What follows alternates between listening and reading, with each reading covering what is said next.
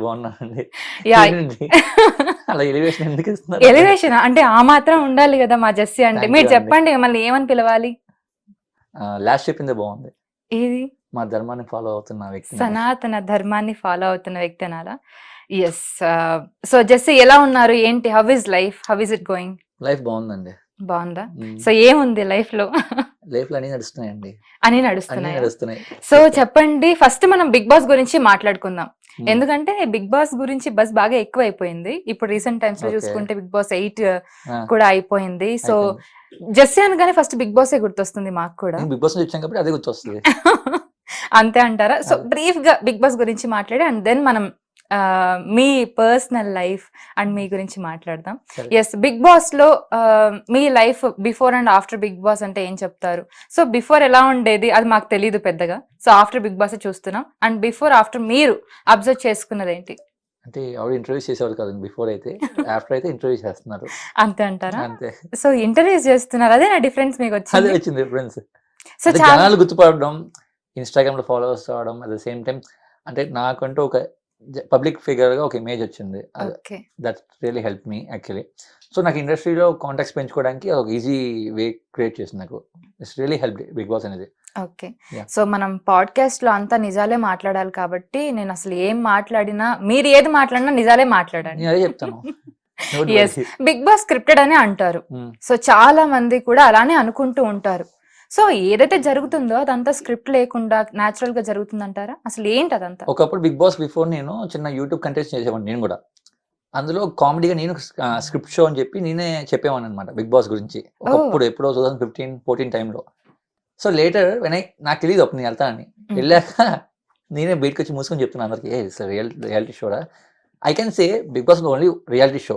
అంటే reality show బయట నేమ్‌కి యాహ్! బిగ్ బాస్ ఒకటే రియాలిటీ షోకి పేరు అనమాట. ఇంకేం షోస్ కూడా రియల్‌గా ఉండవు. అంటే బయట చాలా రియాలిటీ షోస్ ఉంటాయి రియల్ కదా! కాదు అవి. ఈ 'స్మార్ట్ జోడీ' అని లేదా మిగతా చాలా అవన్నీ షోస్ నాకు ఉంటాయి తెలీదులెండి. రియాలిటీ. బట్ నేను చేసిన మీరు రియాలిటీ షోస్ చేసినవా?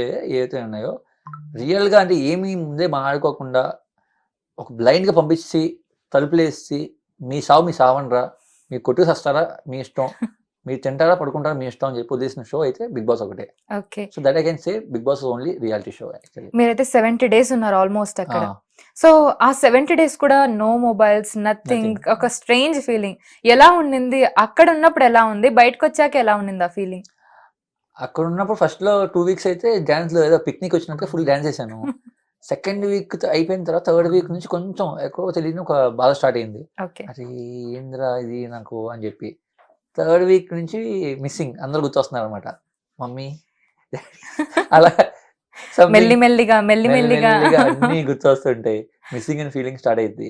అలాగా కొంచెం ఒక 3 వీక్స్ తర్వాత భయమేసిద్ది. ఓకే. లోన్లీ ఫీలింగ్ స్టార్ట్ అయితది. అందుకే కొంతమంది అప్పుడు ఫోటోస్ చూపించినా ఏడ్చేస్తారు కదా! హ్మ్. అది మనం చూసినప్పుడు ఏందిరా నేనే అనేవాడిని. థర్డ్ సీజన్ అప్పుడు, ఫోర్త్ సీజన్ అప్పుడు ఫోటోస్ వీళ్ళిద్దరూ ఓ అని ఏడిస్తే నీ అమ్మ ఏందిరా ఈళ్ళు అనుకునేవాడిని. సో మిమ్మల్ని మీరు అలా చూసుకున్నప్పుడు అరే నిజమే లోపలికెళ్ళాక నాకే అనుకున్నారు. అనిపించింది ఓడియమ్మ అవును కదా! సారీ అనుకునేవాడిని అప్పుడు మనసులో. ఓకే. సో ఆ ఎమోషనల్ ఫీలింగ్స్ అనేవి చాలా ఎక్కువగా ఉండేవా అప్పుడు? అంటే చాలా మంది ఇప్పుడు నామినేషన్స్ టైమ్‌లో కానివ్వండి, అగ్రెసివ్ బిహేవియర్స్ బయటకొచ్చేస్తూ ఉంటాయి 'బిగ్ బాస్‌లో'. హ్మ్. అదంతా చాలా మంది ఫుటేజ్ కోసం చేస్తున్నారు అంటూ ఉంటారు. నిజంగా ఫుటేజ్ కోసమే చేస్తారా? కొంతమంది చేస్తారు. ఓకే. అది కూడా ఐ అగ్రీ విత్ థట్. కొంతమంది నిజంగా ఫుటేజ్ కోసమే కొంతమంది బిహేవ్ చేస్తారు. ఓకే. నా సీజన్‌లో నేను ఫస్ట్ వీక్ ఫేస్ చేసిన ఎలిమెంట్స్ అయితే అలాగే. హుహు. వాళ్ళు ఫుటేజ్ కోసమే కావాలని ఆళ్ళ మీద అరవడం, ఈళ్ళ మీద అరవడం చేస్తారు. ఎందుకంటే ఆ టైంలో నాకు మొత్తం నేను టీవీలో కనిపించాలి అన్న ఒక ఓకే. పైన థాట్‌తో. అంటే మీకు చెప్తారా? కాంట్రోవర్సీలు చేస్తేనే 'బిగ్ బాస్‌లోకెళ్ళాలని' ముందే అట్లా అదేం ఏమైనా ఉంటదా? చెప్పరండి. వాళ్ళు ఓకే. ఏం చెప్పరు. వాళ్ళు మిమ్మల్ని ఇంటర్వ్యూ చేస్తారు. హ్మ్. ఇంటర్వ్యూ చేసినప్పుడు ఓకే. ఫైన్. ఇది సెట్ అవుతాడా లేదా అని అనుకుంటారు. హుహు. సెట్ అయిపోయాడు అనుకుంటే వీడిని పంపిస్తారు లోపలికి. ఓకే. లోపలికెళ్ళాక అదే చెప్పాగా మీ సావు అని అంటాడు. నువ్వు ఆ అమ్మాయితో ప్రపోజ్ చేస్తావా? లేకపోతే ఆ అమ్మాయితో గొడవాడతావా? లేకపోతే నువ్వు ఆ అబ్బాయితో ఫ్రెండ్‌షిప్ చేస్తావా? నీ కర్మ. నీకు ఓకే. వదిలేస్తాను అంటాడు. అంతే. హుహు. సో 'బిగ్ బాస్‌లో' నుండి మీరు అబ్రప్ట్‌గా వచ్చేసారు. సో ఒకవేళ ఉండుంటే గనుక ఫైనల్ వరకు ఉండేవాళ్ళా? ఉండేవాడినేమో. ఉండేవాడినేమో. మేబీ మీకనిపిచ్చిందా? అంటే డే బై డే గడుస్తున్న కొద్దీ నేను ఖచ్చితంగా నేను 'బిగ్ బాస్' విన్ అవుతాను అనిపిచ్చిందా మీకు? నాకే కాదు చాలా మందికి అనిపించింది లోపల. అహా! విన్ అవుతాను అనిపించలేదు. ఓకే. ఫైనల్ వరకు ఉంటానని అనిపించింది. సో అసలు బిగ్ బాస్ కి వెళ్ళడానికి అసలు మీకెందుకు అంటే మీకు ఆఫర్ వచ్చిందా లేదా మీరేమైనా అప్రోచ్ అయ్యారా త్రూ పిఆర్ అట్లా ఏమన్నా? అలా ఉంటదండి. పిఆర్ వల్ల అప్రోచింగ్ ఏమి ఉండదు, వాళ్ళే పిలుస్తారు మనకి. సో నాకు రగన్న అని మనకి ఆయన సపోర్ట్ చేశాడు మంచిగా నాకు. Okay. So like that I got an opportunity in Bigg Boss and I succeed actually. ఇప్పుడు నేను కూర్చొని బిగ్ బాస్ తర్వాత బిగ్ బాస్ జెస్సీ అని ఫేమ్ వచ్చిందంటే just because of him actually, రగన్న. ఓకే.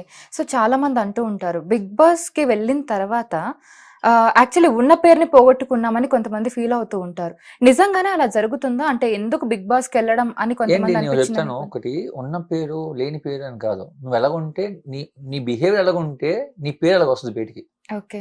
ఇప్పుడు నేను ఉన్నాను, జెస్సీ అనే వ్యక్తి ఎవరికి తెలియదు. ఉమ్. నేను వెళ్ళాక జెస్సీ పాజిటివ్గా బయటకు వచ్చానంటే నేను ఉన్న బిహేవియర్ అది, నా నేచర్ అది. ఇది చిన్నపిల్లలాగా కొంచెం క్యూట్గా మాట్లాడతారంటే నా నేచర్ అది, నేను అలాగే ఉన్నాను.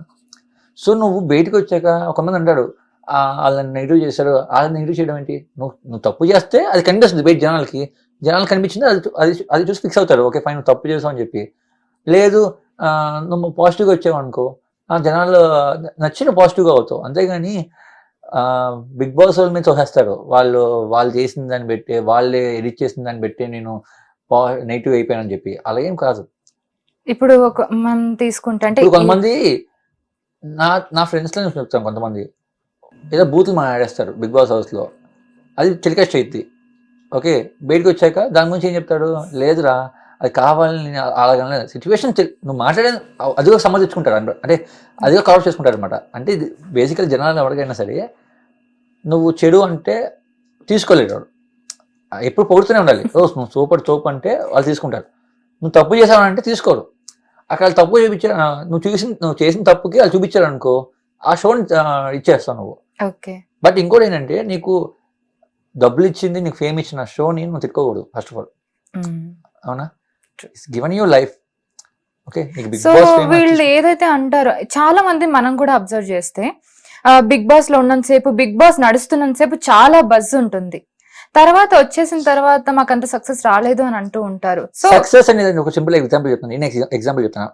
ఎగ్జాంపుల్ మన చేతుల్లో ఉంటుందండి.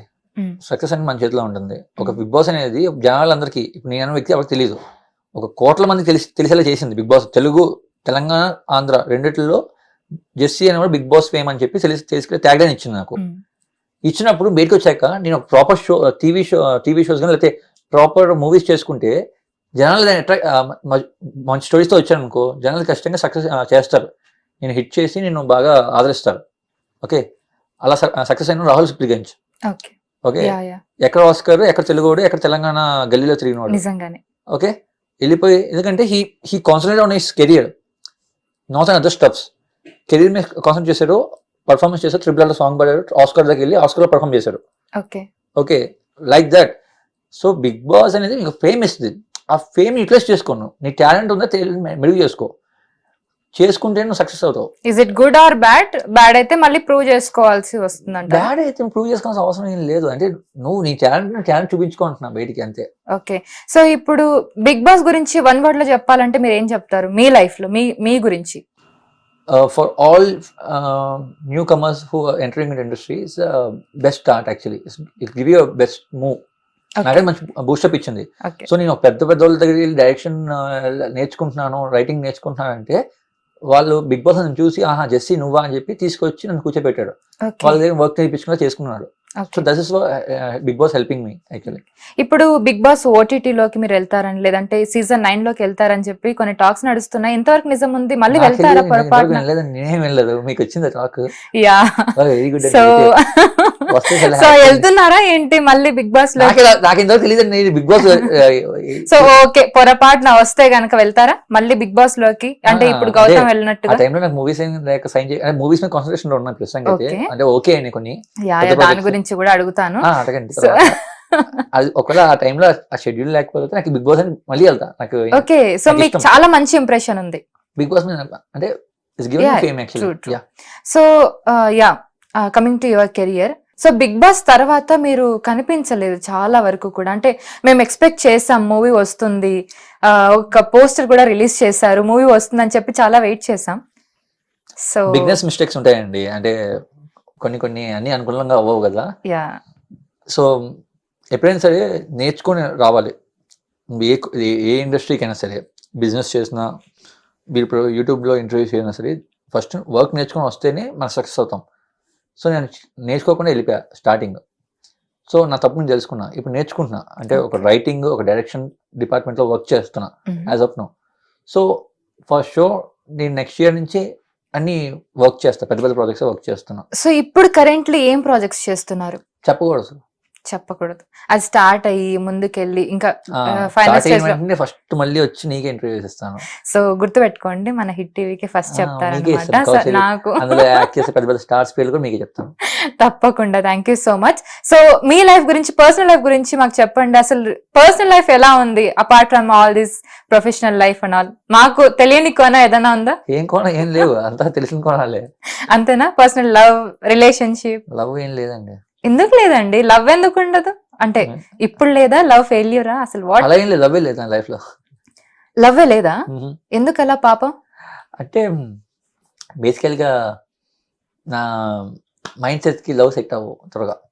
అంటే ఎప్పుడైనా లవ్ చేసి సెట్ అవ్వదని వదిలేసారా? అసలు లవ్ పడదు మనకి. లవే పడదా? అందుకే లవ్ స్టోరీస్ కూడా రాయలేను నేను. నా స్టోరీస్ అన్ని కూడా వింతగా రాస్తాను, కానీ లవ్ స్టోరీస్ మనకి బుర్రగా పనిచేయదు. పోనీ మీరు చేస్తున్న స్టోరీస్ ఏదైతే జానర్, ఎలాంటి జానర్ చేస్తున్నారు? పోనీ ఒకటి సైఫై ఒకటి రాస్తున్నాను, సైఫై ఒకటి ఓకే అయిపోయింది. ఇంకోటి వచ్చి dark crime which is really happened in మన ఆంధ్రాలో జరిగింది.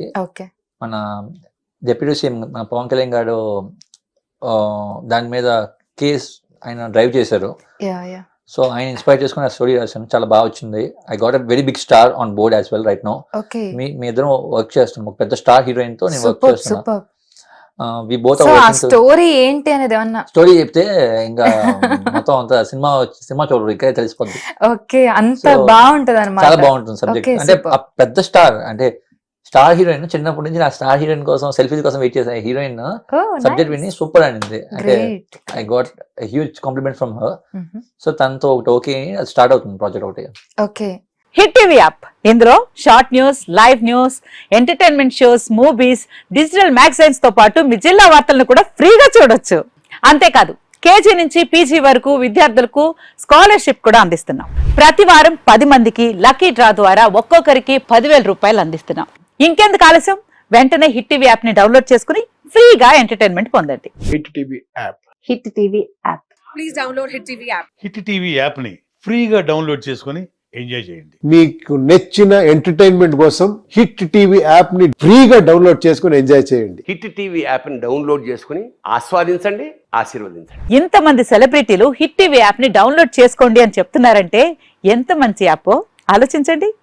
అమెరికా అమెరికా అమెరికా అమెరికాలో చదవాలనుకునే వాళ్ళకి విశ్వసనీయమైన పేరు మన శౌర్య కన్సల్టెన్సీ. UK లో 1 year masters. UK లో 1 year masters. 2 years work permit up to 5 years visa. Contact Saurya Consultancy. Contact 89851 89851.